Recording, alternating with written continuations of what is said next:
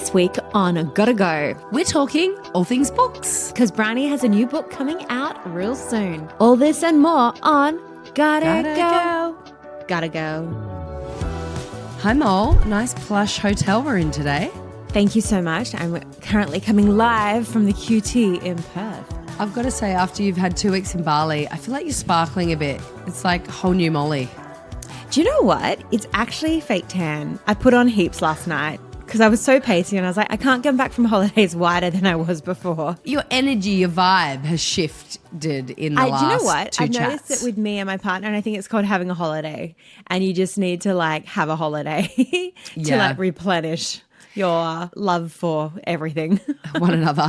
But also I think just having fun with your partner, you know, isn't it? Like I remember hearing this, she was like a couples therapist and she was sort of saying, yeah, therapy's great, but like also go out and have some fun together. I was like, yeah, good point. The money Yeah. you spend on therapy, you could just go do something really fun And together. because we took our parents, so thank you, Briony, for letting me have mum and dad for so long. I mean, I just survived, but you're welcome. Because I had mum and dad there, it meant like mum would take her in the mornings and mum just loved that time with Amali in the mornings. But it meant also we could have a sleep in and we could like have a shower, get changed, get ready. And it was just like, oh, this is how it used to be. You know, exactly. That's what I was going to say. This is what we used to do. We used to live all together as a family. And now that's like so looked down upon. And I'm like, I'm at a stage in my life where I'm like, it would be great. I'd love to have mum and dad next door. And honestly, you know. just having dinner with your parents and everyone just takes turns holding the baby because Shamali's not in a high chair yet. It was just like, oh my God, this is so much easier. She starts crying, dad would take her off or mum would take her off. And you're like, oh my gosh. Was it so you nice. that was saying you spoke to that guy who was from Afghanistan? Afghanistan, yeah. So my mate was like, oh, is it much easier living in Australia? And he said, no, it is so much harder because Parenting here. Yeah, parenting here because you have no support. He said in Afghanistan, you have your aunties, your uncles, your cousins, everyone is around and Siblings. everyone helps. And he's like, it's just us. And it's so hard. Yeah. And I was like, wow, isn't that interesting? Yeah, I think modern Western parenting, how it's done in the traditional sense, it's pretty brutal actually. And it's so far removed from raising the family with the village and the tribe. But anyway, really interesting insight. But the Balinese are the same. They very much are family orientated. And it was just amazing how many men and women would just like stop and love Amali. And it's very different, I found, when we get to Australia. So, Mole, we thought this week, because I'm actually launching my new book this week, it's not actually coming out till December, but the pre-order period starts from now. But off the back of that, we thought we've both written books and people are always really interested in that process and what it's like and how you start. I get questions all the time about it that, you know, you can't really answer in a DM. So we thought we'd do an episode today about all things books. And B, I thought for this conversation where a really good place to start is how do you actually get a book deal? Because a lot of people will say, like, that almost stumps them. They're like, I want to write a book, but I have no idea how would I get that published. Do you want to tell the story of how you got your book published? And I'll tell mine, and then we'll look at some other options as well that people can go about if they want to publish a book. Totally. Because I think bottom line, if you've got a story you're burning to tell and you want to write a book, you should write that book and you should get it out into the world. And there are many different avenues and you don't need to wait anymore for a publisher to say, yes, we love your book and we're going to bring it forth into the world. You should do it no matter what. Where there's a will, there's a way. And I think sometimes we use it almost as an excuse to be like, oh, well, I couldn't find a publisher. It's like, you don't actually need a publisher anymore. So I actually have our books here. If you're watching or watching us on video, you can see this is my book. It's called Life is Tough, but so are you. I've got Molly's fabulous book here, Girls Just Want to Have Funs. And I also then released a journal. So these are the books that we're talking about when we talk about what we've done thus far. So B, how did you get your book deal? Yeah, look, so mine came around about in a bit of an unusual way. But I documented my whole experience through Cancer Mole. As you know, I filmed it and I didn't know why or what I was going to do with it. I thought maybe I'll make a documentary if I survive and get through this. But I ended up making this short little viral video. I wrote a script. My amazing work wife, Mamma Mia, Claire, edited it all together. And then I showed it to Mia Freedman at the time at Mamma Mia, and she was like, I love this, let's put it up on Mamma Mia, which was so generous because as a result, it went viral, got a couple of million views, travelled around the world, got the most beautiful messages from people all over the world that had been really touched by the story of, just getting through something really hard. But one of the people that saw it and reached out was a publisher. So she slid into my DMs and was like, hey, loved your video, would love to talk about how we could turn this into a book to help people that are going through challenging times. So that was a really cool thing, and why I often say to people, start before you know where it's necessarily going to lead. Like in terms of documenting that story, I didn't know it was going to lead to a book deal, but you can't go back and get this stuff. So document the journey you're on, whatever journey that might be, starting a business, starting parenting, if you feel like there's stuff you want to capture and share maybe one day. And from there, we had a coffee and she was gorgeous. We just hit it off straight away, and I bought a big stack of books to the meeting to be like, these are all beautiful inspiration books and reference books and everything. And so then from there, we just talked it through, and she said, okay, now I want you to go away and write a book proposal. So that's actually where you start. And I think a lot of people think, well, I'm just going to write the book and then I'll take it to publishers. Like, for starters, publishers they won't read your book. Like in terms of a non-fiction book, they're not going to sit down and read a whole manuscript. The smartest thing to do is to write a book proposal that really hooks them in and sells them on the idea. The side benefit I found, Mole, and I know you've been through the same process, is it helps you get really clear on the book you want to write, yeah? All right, so mine was a similar story, but again, don't let that put you off if you're listening and you're like, but I don't have a publisher reach out to me. I was in the very fortunate position where I had 2 publishers reach out to me, and then I could go with pretty much the one who would pay me the most, because that's what, when you put your book proposal together and then it gets accepted, they give you an advance, which pretty much covers their fee for publishing all the books. And generally in publishing, I hate to say it, but unless you're Briony, that's the most money you'll make in the whole process of selling a book. It's actually when you sign the contract. And I got paid 50% up front. And then when I finished it, I'd get the other 50%, which I'm glad they did it that way. Otherwise, I don't know if I would have finished the book. Yeah, totally. That's right. They're like, no, we're not giving it to you. Because I wonder how many people start a book and don't finish. I imagine there's quite a lot actually. Oh, it's not an easy process. Anyway, so that's how I got mine. But I had to put a book proposal together. But I had actually been, not to name drop, but when I was running my UK business, I had Penguin reach out and they wanted me to do a book proposal. So I did one up. They didn't want it.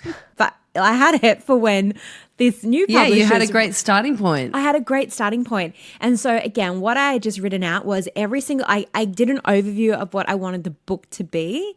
And I knew, like my stuff, I wanted it to be really practical. I wanted it to be really helpful. I wanted it to be a journey. And then for each chapter, I had to break down what I was going to put in each chapter. And I didn't make it fancy or anything. And that's what I submitted. And then they were like, yep, we love it. We might want to tweak a few things. Yeah, that was it. And then they were pretty much like, here's the contract, start writing. And you're like, what? As you said, Mo, you get an advance for a non-fiction book. I believe with fiction books, you actually don't get that necessarily, like unless they're really excited and you're not a first-time author. But for a first-time author, look, I can't remember exactly, but I think it was about a $12,000 advance, which, is great because it's basically giving you some space and some time to be able to write the book, do the writing. And then basically how it works is that is a prepayment on your royalties. So you get that money, I think I got 50% up front, 50% on the book publication date. You get some sort of royalty structure where you might get, say it's roughly about $2 a book. It's not much. Unless you're Scotty Pape and you're selling, The Barefoot Investor and you're selling like millions of books. You're not really, or you're selling fairy porn books that, are selling millions as well. Or Harry Potter. Or Harry Potter. You're not necessarily going to get rich from writing a book. But so basically what happens is once the book starts selling, those royalties accrue against that advance. And once you've made back that advance, then you start earning money on the future books, right? So you've got to sell $12,000 worth of $2 royalties on your books. So do the maths on how many you got to sell.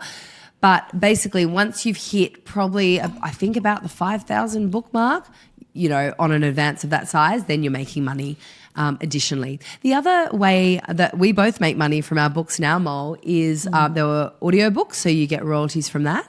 But also the library loans. Hey, do you get a check every year from, rentals of your book? I mean, I think the last check I got was around $800 for last financial year. And that was from people like renting out my book or my audiobook from like local libraries or borrow boxes and things like that. But it's an interesting thing. I never knew that, because you sort of feel like, to support the author, you got to buy the book. But actually, if you rent it from the library as well, that still comes back in some way to the author, which is really nice. And just to add on that as well, I'm not going to lie, I didn't make much money from my book apart from the advance. But it's really worth noting that I wasn't doing it for the money. I was doing it for the credibility that it gave me and the fact that I could therefore be an expert in my field. And I think as well, like if you think you're going to get rich from writing a book, you might want to rethink your strategy. Unless obviously you've got the next fairy porn book, go you, definitely. But that was a great tip my mentor Dale Beaumont said to me. He's like, just heads up, you're not going to be rich from writing a book. And I was like, oh yeah, thank you. That's good. It's good to like just know that upfront because it's a lot of time and effort. And if money is your number one objective right now, you might want to rethink it. Yeah, totally. But I mean, I think as well, if you are a business owner, and it's you have a personal brand or something like that, oftentimes people that have written a book, they say to me, it's just the best business card ever. It's just like a giant business card in book form. You give that to someone, they might then book you for a $5,000 keynote. You're going to make more than you did from the book. Yeah, and I know for me as well, like certainly I have, I've my book's a bestseller now, so it's done well, but still, like you wouldn't be relying on it to pay your mortgage. But it changed my life, writing a book, absolutely. Just the people I met along the way. But for me, turning the shittiest time of my life into a story that has gone out into the world to help other people, like it's been one of the most meaningful things I've ever done. I got a message yesterday from a woman sitting in the chemo chair. And she's like, I am sitting here laughing and crying reading your book and I can't tell you how much it's helping me. Like it's just been my savior through this time. And like it makes me cry every time. If you're listening now and thinking, oh, who am I to write a book? Who am I to write a book? I want to say like when I first got my book deal, I was stoked and then I was terrified because I thought, who am I to write a book? Oh, there's massive imposter syndrome you get because you're like, I'm not an author. And then something that really helped me was actually, Denise Duffield Thomas, who we love, who wrote Get Rich Lucky Bitch. But she just said, actually, you have to approach everything that you do in life with, I'm not a guru, I'm a contributor. Yeah. Like, you don't need to know everything in the world ever. If you've got something that's helpful, then share it. And I then remember thinking, actually, the people that helped me the most through cancer were people that had been through really hard things. It wasn't necessarily the psychologist, the medical experts. Like, of course, they helped me from a health perspective and getting through chemo. But the people that had the best mindset stuff and the stuff that helped me emotionally were people that had been through hard stuff. So that really gave me the impetus to do it. And I think even if you're wanting to write a fiction or nonfiction, a kid's book, you might just have that desire, like, I really want to leave this world having written a book or having a kid's book out there. Whatever your why, your reason, as we said, where there is a will, there is a way.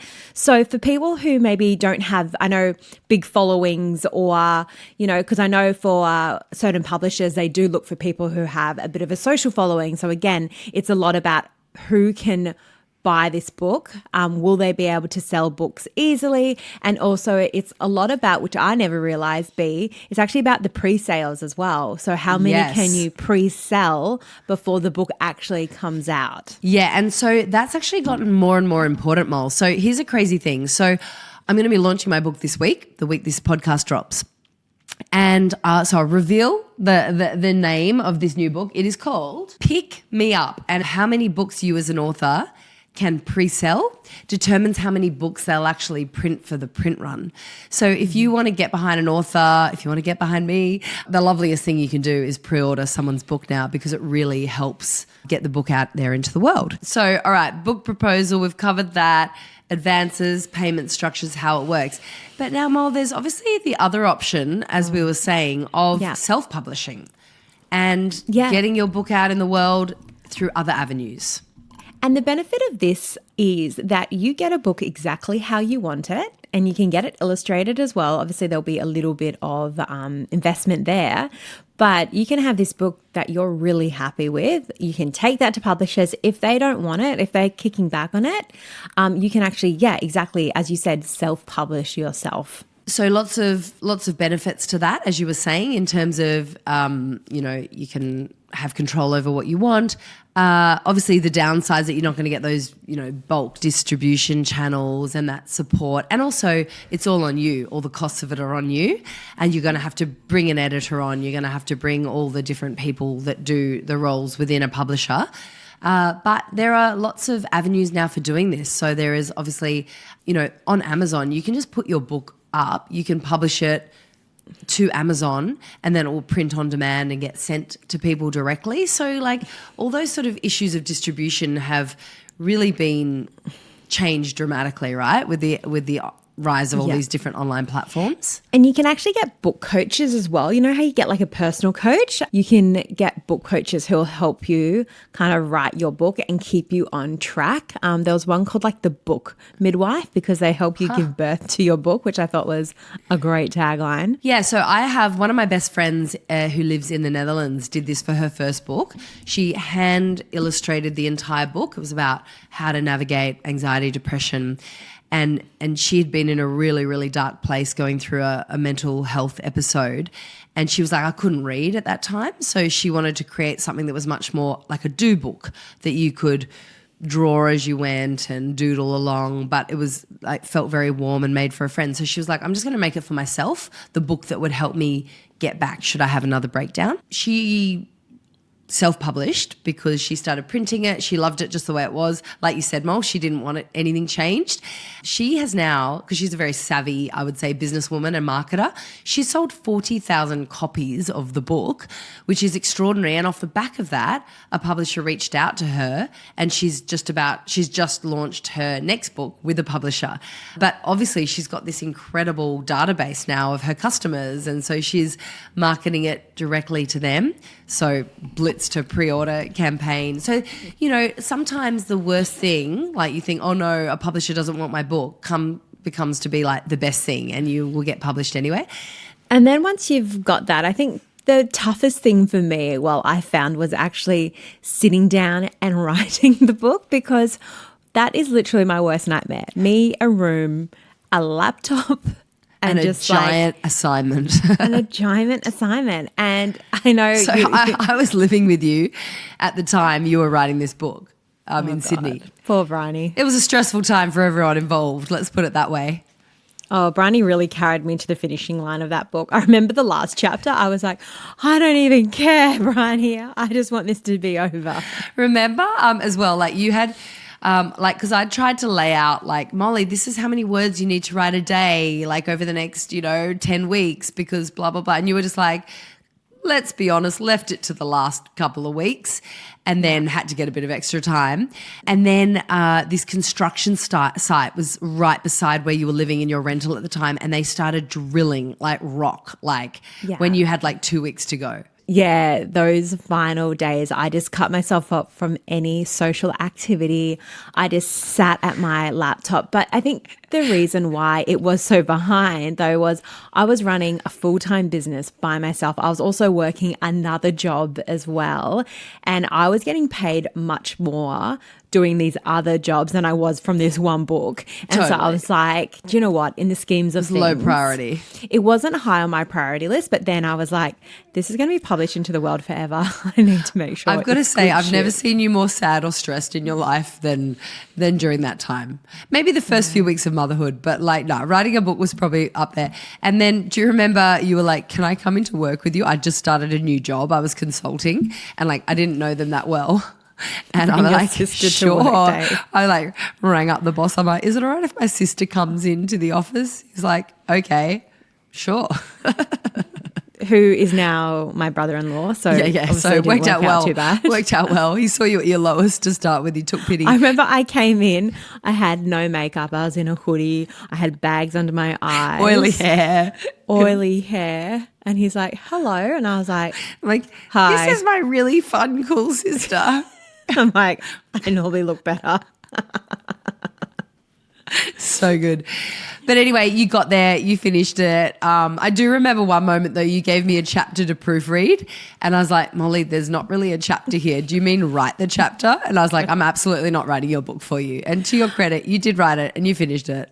I handed it in, and this is the great thing as well with editors, I handed in way too many words and then they cut all the words out for you. So they edit it for you and they're like, so you get this draft back with just like massive red lines through everything. And again, by that stage, I was like, I don't care. Don't care. Good. I trust them. For me, my favorite part of the process is actually when I finished writing and you get like a whole team come on board and collaborate with you. Yeah, and I know with my book, like I got my own team to do a lot of the images, which they then redid. So it was very much like, this is what I want as the image. This is what I want as the image. And so ended up just mocking it all up ourselves. And actually, Mol, I've got to give you full credit. This book was inspired by you.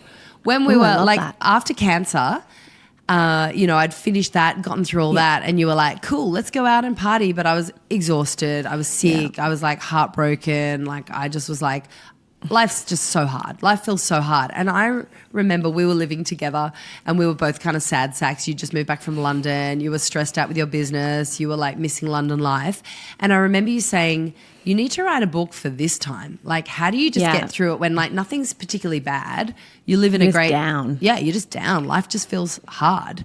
But let's just explain as well how the audiobook works, because that's quite interesting. Yeah, so I didn't actually get an audiobook deal first time around. Basically, when your publisher take your book out, they pitch it to booksellers and then they try and pitch it internationally. And actually, I just found out my book's getting translated into Dutch, which is so exciting because, it's like my favourite country outside of Australia.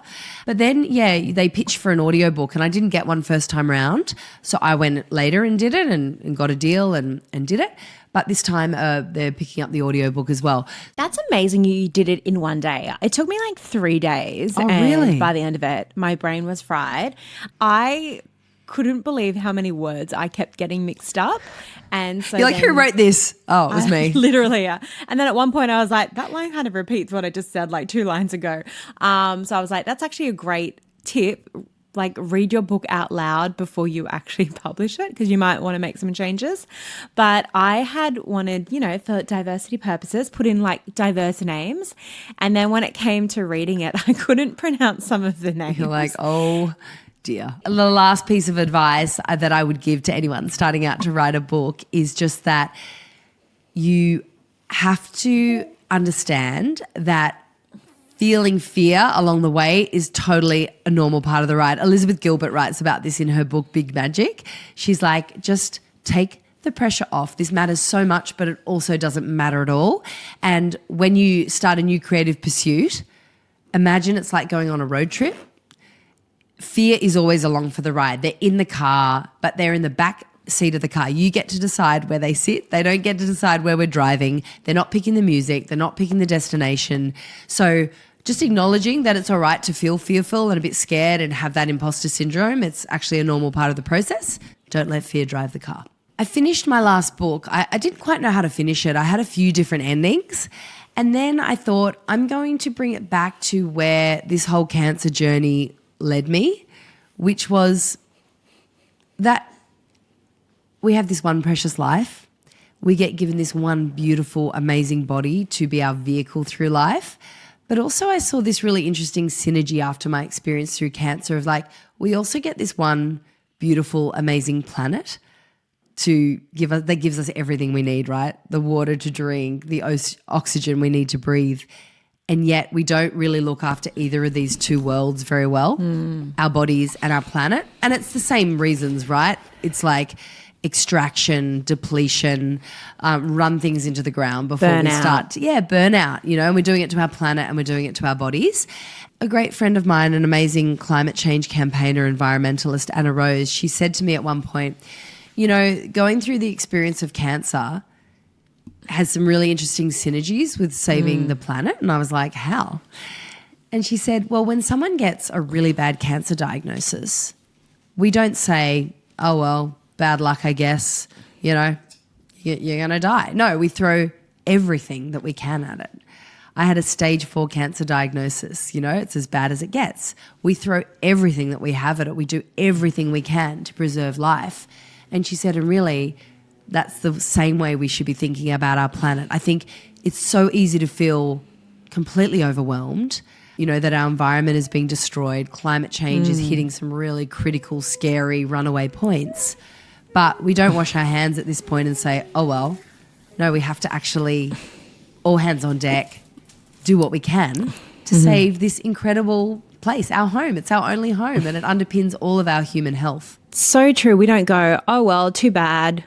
Yeah, nothing we can do, I guess. Nothing we can do about it. We go, okay, how do we fix this as fast and quick as possible? Yeah. And I think, for me, the biggest revelation of going through cancer and writing that book, it brought me back to what really matters to me. It's actually using your time on earth purposefully to leave it better for the next generations. Now, that, of course, has brought on a whole new meaning now having children and you're thinking about the world they're going to inherit. And it does get me stressed sometimes. But this is actually in the new book that I've just finished. It's a lot about how do you hold on to big concepts like climate change, like, social inequality, these issues that can keep you up at night. How do you hold on to heavy things lightly, remain hopeful and keep stepping forward? And that's what I really wanted to unpack in this book, because we're all going to have seasons of our life that are stressful, that are hard, are difficult or flat. But we're also living in a world that feels like it's going through like crazy time after crazy time, right? Well, B, I think you've just inspired me to buy your next. Well, I'm obviously going to buy it, but you better. I'm 100% going to buy it. You better pre-order. I'm pre-ordering because pre-ordering is important. We're running out of time, so what's got to go? This week what's got to go is tampons and pads. And the reason I say that is I only just recently got into period undies and they're the freaking greatest. Yeah. Like, I know you haven't had your period in a long time because, one, you've been pregnant. But I have the period undies. I'm ready to go when I do get it. She's ready. She's ready. But because I bought them for childbirth, a girlfriend said, because you bleed a lot, obviously, in the week after, you give birth. Yeah. And she's like, it gets really uncomfortable wearing pads. And so I went and bought these like hardcore, heavy-duty postpartum knickers. But now it means I have like a week's worth of knickers that get me through my period. It is so much more comfortable. And then you just change your knickers rather than have to shove something up and this, that, the other. And also, do you know, I learned recently that heaps of tampons have really nasty chemicals and all this kind of crap in them that we're like inserting into our, most private areas. So, yeah, tampons and pads. Sorry, gotta go. Gotta go. Okay. What's your gotta go, Mo? People not wearing shoes in aeroplanes. Yes. No joke. I was coming back, and no surprise, from Bali, and the guy opposite me, no shoes. What? I'm like, just no shoes? Like, he'd obviously either taken them off and put them somewhere. I was looking for the shoes.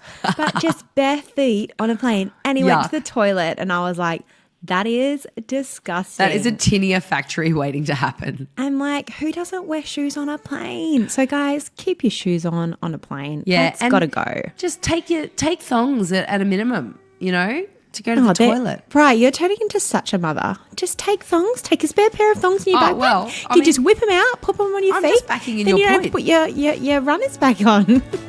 That is grim.